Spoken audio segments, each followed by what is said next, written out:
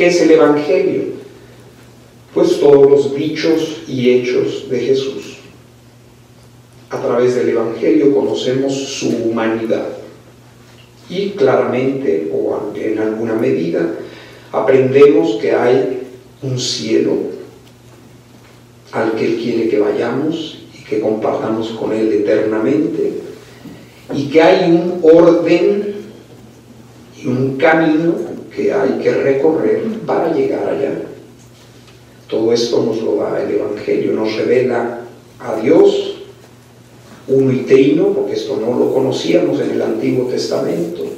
Nos revela el misterio de la encarnación del Verbo, nos revela el misterio de su infinito amor que lo lleva a obedecer hasta la muerte y muerte de cruz, a resucitar, a irse al cielo y sentarse a la derecha del Padre, y que Él va a prepararnos un lugar al que Él quiere que vayamos, y nos dice cómo debemos seguirlo. Niéguense a sí mismos, tomen su cruz, síganme. Y nos deja en su Evangelio y en lo que escriben luego los apóstoles, en las cartas de los apóstoles, nos deja muy detalladamente todo lo que es su doctrina para que podamos alcanzar la meta, que es llegar al cielo. Pero de mi voluntad, dice Jesús, casi nada o poquísimo dije, casi la pasé por alto, haciendo entender que la cosa que más me importaba era la voluntad de mi Padre. ¿Dónde vemos en la Escritura, en el Evangelio, esto? Esta afirmación que aquí hace Jesús, de que para Él su voluntad, la voluntad de su Padre era lo más importante, pues en varios momentos, empezando por la carta a los Hebreos, que apenas el Verbo se encarna, dice: Padre, no has querido sacrificios ni ofrendas, me has dado un cuerpo. Y como está escrito de mí en tu libro, heme aquí, Padre, que vengo para hacer tu voluntad. Es decir, desde el primero, la Virgen da su fiat, que al instante hace que el Verbo quede encarnado por obra del Espíritu Santo, y el fiat de María es el fiat, el sí total de todo el ser de ella a la voluntad de Dios. El Verbo, entrando en este mundo, da su sí absoluto como hombre a su Padre para cumplir su voluntad. Él es el nuevo Adán. El primer Adán hizo su voluntad. El nuevo Adán hace la voluntad del Padre. Y luego, unos años después, cuando se queda Jesús en el templo y le reclama dulcemente la Virgen que por qué no les avisó a ella y a su padre José y a ella. Jesús le dice que no sabíais, ¿por qué me buscabais? No sabíais que yo he venido a ocuparme de las cosas de mi Padre. Dicho con otras palabras, no sabíais que yo he venido a ocuparme de cumplir la voluntad de mi Padre. Luego por allá la samaritana le dice, después de que la convierte, los apóstoles vienen a él y le dicen que ya tienen los alimentos, que siempre tenían hambre, los alimentos necesarios para el lunch de ese día. Se habían ido al pueblo y mientras tanto Jesús estaba convirtiendo a la samaritana. Y le vienen a decir: oye, ya está listo todo, vamos a comer. Yo tengo un alimento que ustedes no conocen. Mi alimento es la voluntad de mi Padre. Y al final de la vida de Jesús, para enseñarnos a rezar: Padre, venga tu reino, hágase tu voluntad en la tierra como en el cielo. Y luego después, allá en Getsemaní: no mi voluntad, Padre, sino la tuya se haga. Y termina su vida mortal: Padre, todo está cumplido. Tu voluntad está consumada. Y inclinando su cabeza expiró. Así que en la vida de Jesús hay muchas más cosas que podríamos decir sobre el tema, pero son suficientes para que veamos esto que Jesús nos está diciendo, que la cosa que más importaba era la voluntad de su Padre. Pero no nos habló ni nos entró en detalles sobre ella. De sus cualidades, dice a continuación, de su altura, de su grandeza, de los grandes bienes que la criatura recibe con vivir en mi querer. Casi nada dije, porque la criatura, siendo demasiado niña en las cosas celestiales, no habría entendido nada. Si no entendíamos ni su humanidad,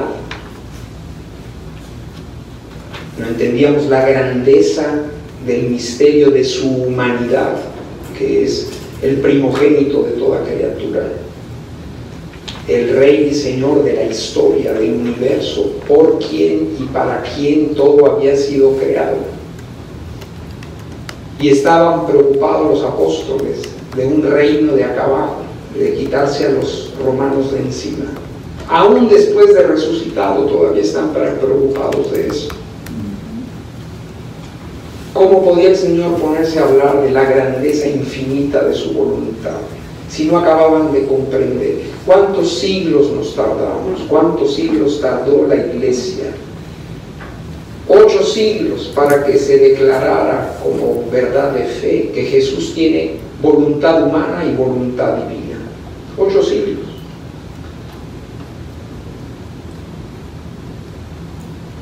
Cuando es para nosotros hoy, para la Iglesia, después de 12 siglos de tener clara esta dimensión de la doctrina cristiana, es una cosa completamente normal y clara. Y no tan clara, porque si uno le pregunta por ahí a la gente cuántas voluntades tiene Jesús, toda clase de respuesta. ¿Y cuántas voluntades tiene la Santísima Trinidad? Tampoco está muy claro en la cabeza de muchísimos bautizados. Bueno, pues esta verdad que es básica, fundamental, de que en Cristo, verdadero Dios y verdadero hombre, había voluntad divina por ser Dios y voluntad humana por ser hombre perfecto. ¿Cómo podía ponerse el Señor a hablarnos de las maravillas y grandezas de lo que es su voluntad y el vivir y obrar en ella y ella en nosotros, cuando no entendíamos ni su humanidad santísima? ¿Cuántos siglos pasaron para que a María, nuestra Madre, se le declarara Madre de Dios como dogma? Virgen perpetuamente, inmaculada, asunta al cielo. Han pasado casi 2000 años para que se declarara eso. Y es la Madre de Dios, no Dios hecho hombre, la Madre de Dios. ¿Y cuánto ha tardado la Iglesia en hacer este camino para tener todas las verdades que hoy forman parte del magisterio de la Iglesia, del depósito de la fe? ¿Cómo podía el Señor ponerse a hablar de la grandeza infinita de su voluntad? Cuando Él habla y compara su humanidad, que es el conjunto de todos los bienes creados, personales, de espíritus, de todos los niveles, en todos los campos, Él dice de su humanidad que es un laguito en el océano infinito de su divinidad. La humanidad de Jesús, que es una criatura, cuerpo y alma, la más excelsa de todas y la síntesis de todas las criaturas del cielo y de la tierra, dice que en el océano infinito de su divinidad es un laguito pequeño, un marecito. Y esa pequeña, entre comillas, humanidad del Señor, no la comprendíamos. Hemos tardado 2000 años en tener una comprensión más o menos completa y clara de su humanidad por fuera. Esto es lo que nos narran los evangelios, porque de su humanidad por dentro también estamos en el ABC de su humanidad por dentro. Y de hecho a Luisa le dice, cuando le habla de la purificación del mundo, que lo purificó la primera vez en el primer espacio de 2000 años con el diluvio, que hizo una segunda purificación con su encarnación, pasión y muerte, dando a conocer la grandeza y belleza de su humanidad, de lo que su humanidad hacía, y que renovará y purificará la tierra una tercera vez. ¿Y en qué consistirá esa renovación? En que nos hará conocer lo que su divinidad, ese océano infinito, obraba en el marecito de su humanidad, y su humanidad en su divinidad. Este es el corazón de esta gran purificación que vendrá luego de esta grande tribulación en la que ya estamos metidos. La revelación de lo que obró su divinidad en su humanidad santísima. Todo este periodo de 2000 años hemos crecido en el conocimiento de lo que hacía su humanidad, de lo que hizo su humanidad y su divinidad en favor de nosotros, para ponernos a salvo, para liberarnos de la esclavitud del maligno en la que el hombre había caído por el pecado de origen, todas las generaciones humanas hasta el fin del mundo. ¿Y cuál era el camino que había que seguir? Que era su humanidad, yo soy el camino, para poder volver al Padre. Todo este inmenso tesoro, el Señor lo ha referido y lo ha explicado amplísimamente a través de su iglesia, movida por el Espíritu Santo, acerca de su humanidad. Pues dice, esta tercera renovación consistirá en que haré conocer lo que mi divinidad obraba en mi humanidad, y mi humanidad en la divinidad. Por eso dice Jesús, de estas cosas, de las cualidades, de la altura y grandeza, de los grandes bienes que la criatura recibe con vivir en mi querer, con vivir en su divinidad, casi nada dije, porque la criatura era demasiado niña en las cosas celestiales y no había entendido nada. Solo le enseñé a pedir fiat voluntas tua sicut in cielo et in terra. Solo la dejé orientada hacia este reino que les enseñé a pedir a mi Padre. Venga a nosotros tu reino. Muchas veces les he explicado qué es ese reino. He tratado de explicar que es una realidad que supera toda imaginación y capacidades humanas, pero por todo lo que Jesús nos enseña. Su reino no es solo toda la creación que le pertenece absolutamente. Fue traída de la nada por la omnipotencia de su voluntad a la existencia. La nueva creación, que es la obra de la redención, la historia de salvación, la Virgen Santísima, su encarnación, su vida, pasión, muerte, resurrección, todo esto es obra de su voluntad. Y esa es parte del reino de la voluntad divina, del reino de Dios. Es la creación, es la obra de redención y toda la obra del Espíritu Santo, que es el Señor y dador de vida, que tiene la misión, dice Jesús, de tomar de lo mío y comunicárselos, conducirlos hasta la verdad completa. ¿Cuál es la verdad completa? La verdad de su humanidad, pero su humanidad es un marecito. ¿Cuál es la verdad completa del Verbo encarnado? Su divinidad, las tres divinas personas, los misterios infinitos de amor entre las tres divinas personas, sus infinitos atributos, su voluntad que Él ha querido que es la causa de todo cuanto existe en la vida de Dios mismo y que quiere ser vida nuestra. Y esto no es nuevo, esto es lo que fue para los primeros padres en el paraíso. La divina voluntad era viva y operante en ellos. Por eso no estaban desnudos, estaban vestidos de la divina voluntad. de las infinitas perfecciones de la divina voluntad. ¿Qué más es el reino de Dios? Los atributos de Dios. Así que todo lo que es Dios, todas sus infinitas perfecciones, eso es su reino. Y todo cuanto Dios ha hecho, hace y hará en el tiempo y en la eternidad, forma parte de su reino, de este reino de su voluntad. Pues Dios no nos podía hablar porque no teníamos capacidad para comprender estas cosas hace 2000 años, así que nos habló enseñándonos a pedirle al Padre que viniera a su reino,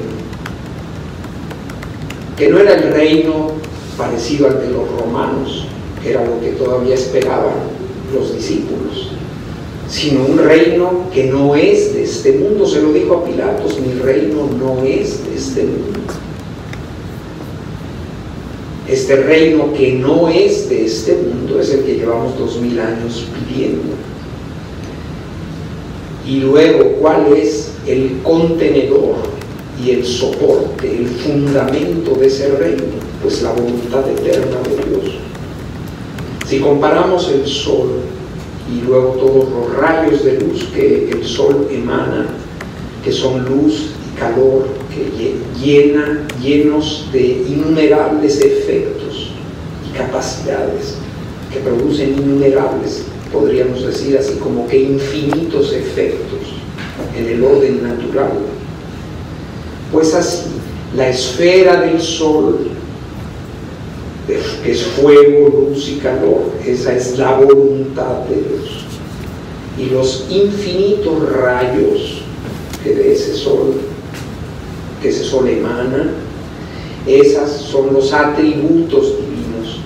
Y esto, cuando se pone en movimiento, trae, porque así Dios lo quiere, a la existencia efectos extraordinarios, como la creación, que es así una realidad también como que infinita, en variedad, en perfecciones, en belleza, en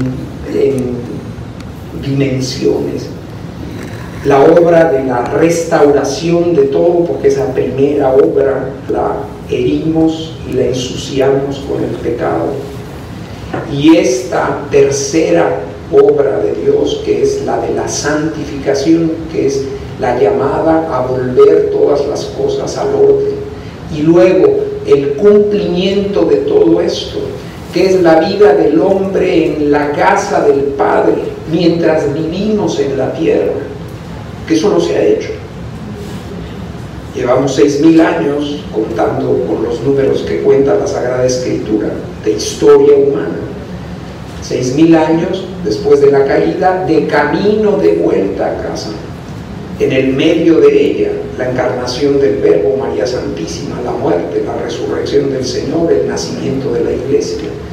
Y ahora que nos acercamos al final de estos terceros 2000 años, luego de una purificación que el Señor va a hacer de este mundo, pues empezará una nueva etapa, la del reino del fiat voluntas tua sicut in cielo et in terra. Así que yo solo le enseñé a pedir a la criatura hace 2000 años que dijera fiat voluntas tua sicut in cielo et in terra, a fin de que se dispusiera a conocer mi voluntad para amarla y hacerla, y por lo tanto recibir los bienes que ella contiene. Ahora, lo que debía hacer entonces, las enseñanzas que debía haber dado a todos sobre mi voluntad, te las he dado a ti. Así que con hacerlas conocer no es otra cosa que suplir a lo que debía hacer yo estando en la tierra. Y esto añade algo a la revelación pública, no, porque ya les dije que el tema de la voluntad del Padre como corazón de la vida del Hijo en la tierra está claramente presente en la Escritura. Lo que no ha sido o no está es explicitado ese tesoro. Así que esto que el Señor manifiesta a Luisa no añade nada a la revelación pública, porque la revelación pública claramente nos dice que la voluntad de Dios es la causa de todo cuanto existe.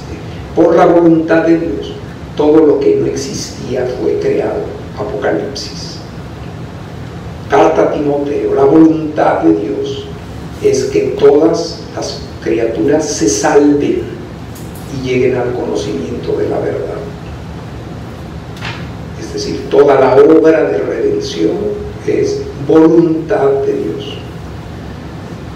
Carta a Timoteo también, la voluntad de Dios es vuestra santificación. Así que las tres grandes obras de Dios están claramente manifiestas y con muchas otras palabras, además de estas que he mencionado, en la Sagrada Escritura, que es la revelación pública. Y luego que la voluntad de Dios reine en nosotros como reina en Dios, pues está en el Padre Nuestro. Que tu voluntad se haga en la tierra no es aquí el territorio de la Florida. No, la tierra somos tú y yo, es cada ser humano, es su cuerpo y alma de cada uno de nosotros. Que se haga en tu persona, en todos los actos de tu vida, en todas tus decisiones, en todos tus pensamientos, en todos tus latidos, en todos tus amores y afectos, decisiones, etc. La voluntad de Dios lo presida todo, como en el cielo. Es decir, que el cielo se haga vida y presente sobre la tierra. Lo que el Señor nos da con estos escritos es la explicación. Desmenuza el Señor lo que hay detrás de estas palabras, como la Iglesia ha ido haciendo a través de los siglos, de palabras que están en la revelación pública, en los Evangelios, en el Antiguo y Nuevo Testamento, y nos ha ido con su reflexión y la guía del Espíritu Santo, nos ha ido explicando. Pues así Jesús nos da esta enseñanza para explicarnos qué es lo que hay detrás de la palabra voluntad de Dios cuando Él la pronuncia, y qué es lo que hay detrás de la voluntad de Dios cuando Él nos enseña a rezar, que esa voluntad divina reine en nosotros como reina en el cielo, como en